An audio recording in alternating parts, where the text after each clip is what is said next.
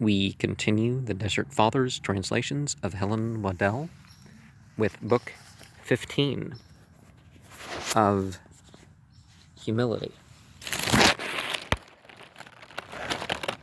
1. The Abbot Antony, being at a loss in his meditation on the depth of the judgments of God, prayed, saying, Lord, how comes it that some die in so short space of life, and some live to the further side of decrepit old age?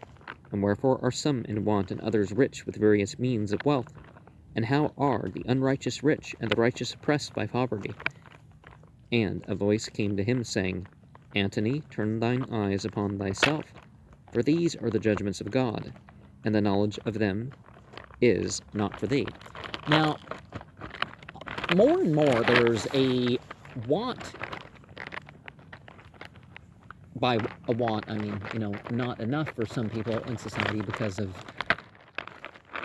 lack of charity, just wages, and, stuff like that from certain people among the rich. But not all rich people are like that, and sometimes being rich is quite more of a trial than being poor, because then you have the responsibility of all that.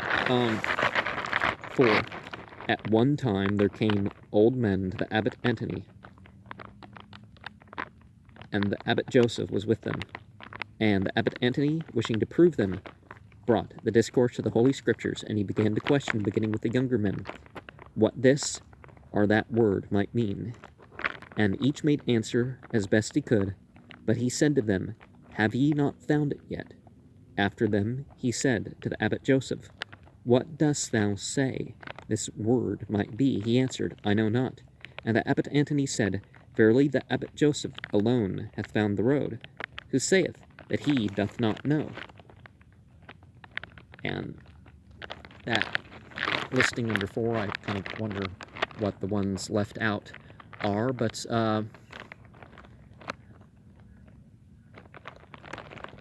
we have literal, semantic, lexicographical, and mystic interpretations of text, and you have applications that may vary by the psychological and material culture of the individual. Well, culture may not be the right word for psychological, but situation. And,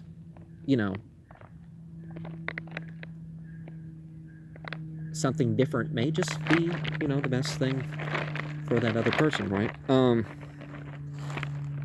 5. At one time, evil spirits came about the Abbot Arsenius, as he sat in his cell, and they began to harry him. But there came up certain brethren, who were wont to minister to him, and standing outside his cell, they heard him crying to the Lord, and saying, Lord, depart not from me, because I have done no good thing in thy sight, but grant me this, Lord, in thy tender mercy, to have at least the beginnings of right living. 6. They said of the Abbot Arsenius, that when he was in the palace, none wore finer garments than he, and when he was in holy living, none was so poorly clad. 7. At one time the Abbot Arsenius was taking counsel with an old man of Egypt about his thoughts, and another seeing him said, Abbot Arsenius, how is it that thou, who art so great a scholar in the Latin tongue and the Greek,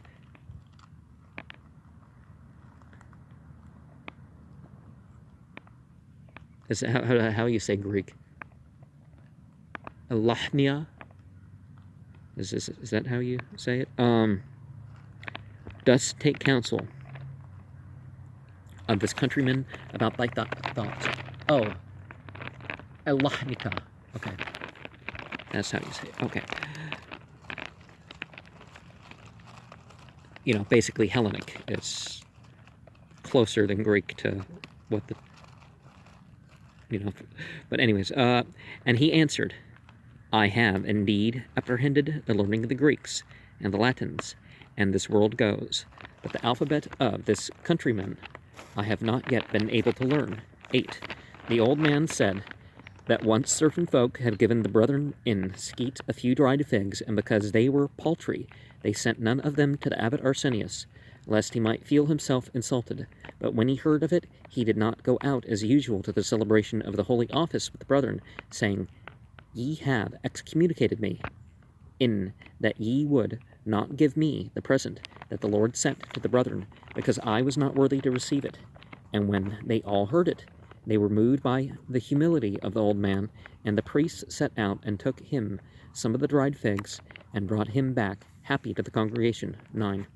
When the abbot Arsenius was dying, his disciples were troubled, and he said to them, The hour is not yet come. When it hath come, I shall tell you, but I shall have you to judgment before the judgment seat of Christ, if ye suffer any one to do aught with my body. And they said, What then shall we do? For we know not how to shroud or bury the dead. And the old man said, Know ye not to put a rope about my feet and drag me to the mountain? Yeah, you don't need to carry the body when the body dies because of... Anyways,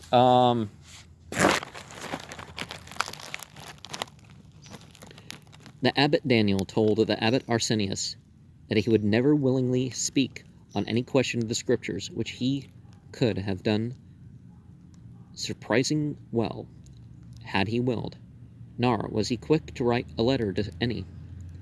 And when, after some time, he would come to the assembly of the brethren, he would sit behind a pillar, that no one might see his face, unless he should gaze on any. Remember, the way of the Mass used to be they were sort of ahead and they weren't facing the congregation. Now it's translated and they're, it's like they're doing a demonstration and all that. But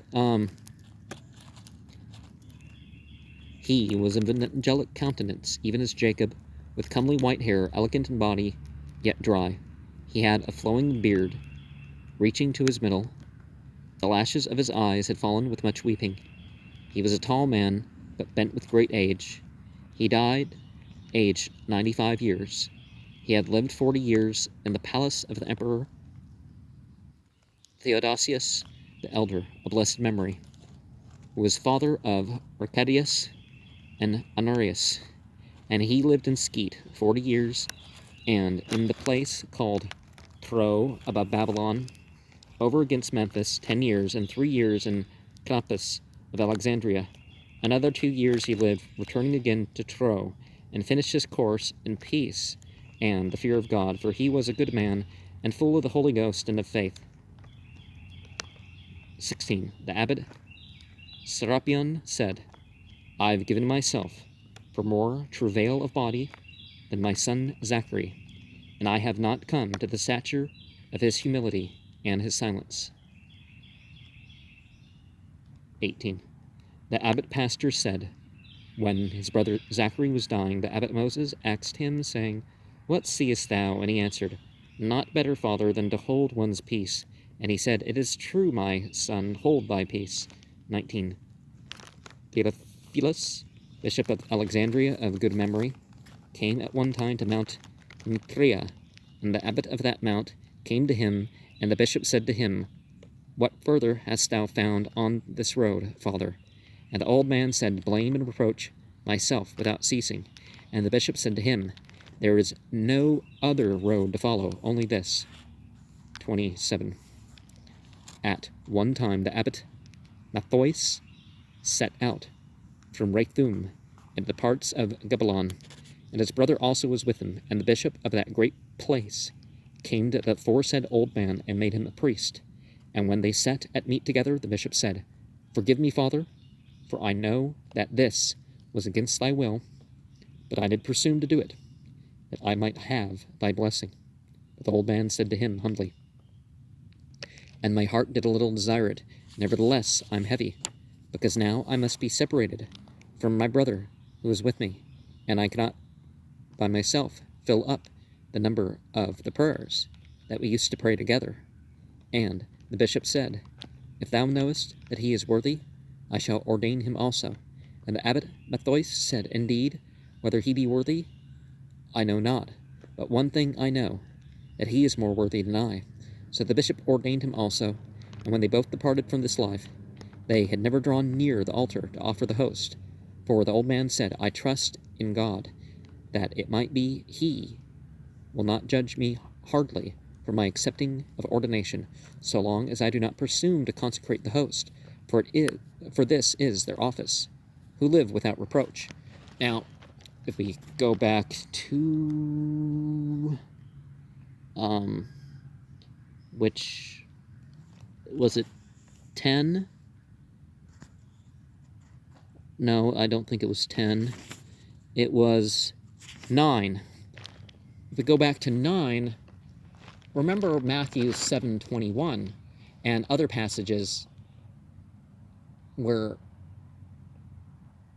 the Jesus character in the Bible is saying stuff. And does he ever say that he's going to be the one to judge? No, he's speaking the doctrine of the one who sent him. So, yeah. And let me also say that if you're capable of doing something, you're worthy for it. I completely disagree with this idea that there's prayers or rituals or something that you become unworthy of, but you're capable of performing them. No, that's some psychological game that deprives people more than it strengthens the community in some sense of purity or something. 28, the abbot Bethois said, the nearer a man approaches to God, the greater sinner he sees himself to be. For the prophet Isaiah saw God, well, it's maybe not the right way to put it, but, and said that he was unclean and undone. 36, a brother asked the abbot Pelagius, what is contempt? The old man said, to be below the creatures that have no reason, and to know that they are not condemned. Yeah, the animals have no accountability as such, so let's not make some issue about, hence anybody who fails in life is worse than the animal, I mean fails in life as in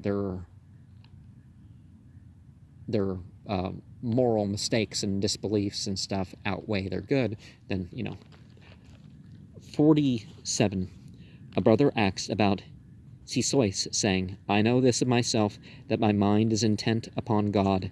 And the old man said to him, it is no great matter that thy mind should be with God, but if thou didst see thyself less than any of his creatures, that were something.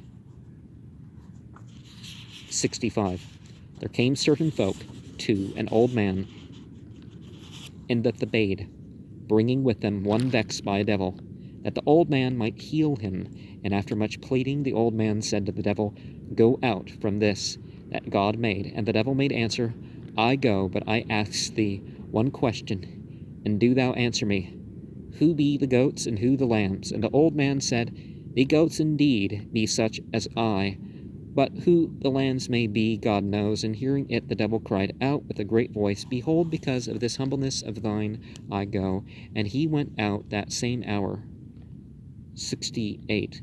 The devil appeared to a certain brother, transformed into an angel of light.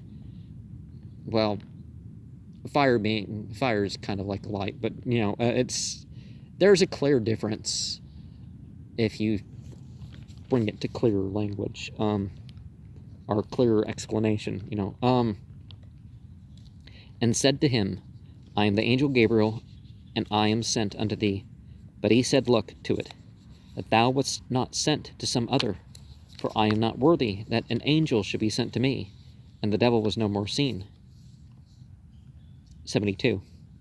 They told another old man that he persevered for 70 weeks fasting, eating but once a week.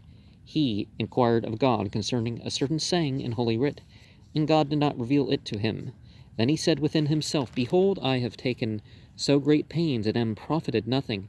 I shall go to my brother and inquire of him. So he went out, and as he was closing his door behind him, there came to him an angel from God, saying, the 70 weeks of thy fasting brought thee not near to God, But now that thou art so humbled as to seek out thy brother, I am sent to expound to thee that saying. And he opened that scripture which had perplexed him, and so departed from him. And sometimes it's not about having the explanation, per se, that you desire, because then perhaps the real explanation would come in, or perhaps just the devotion and belief associated with just, being part of it, of using the passage will be more fulfilling.